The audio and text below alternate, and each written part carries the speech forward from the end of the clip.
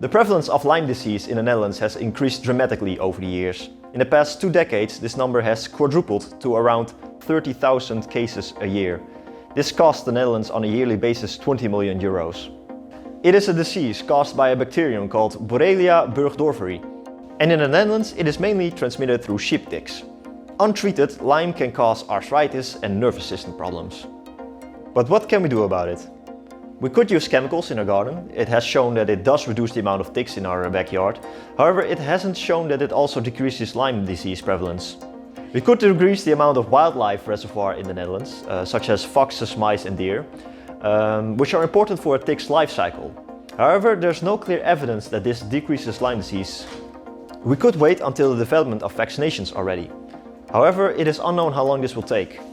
So, what is the solution? Well, controlling the disease is currently hard, so preventing the disease seems to be the way to go.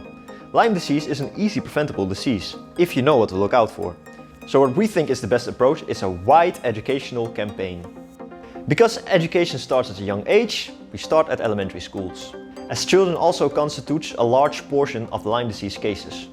Previous studies have shown that focusing on the severity of Lyme and checking for tick bites is the most effective way of increasing knowledge at school. To reach the rest of the population, we recommend implementing a widespread social media campaign. 13.7 million people in the Netherlands use social media. A previous campaign in Canada also shown that a social media campaign increases awareness of Lyme disease. To effectively implement these measurements, there are some barriers to overcome.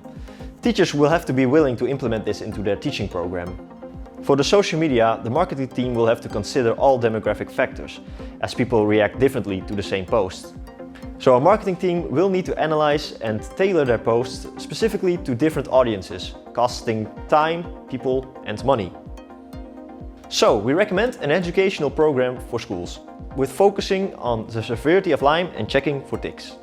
We furthermore recommend the Ministry of Education to make this campaign mandatory, to obligate schools and thereby increasing the impact of the campaign.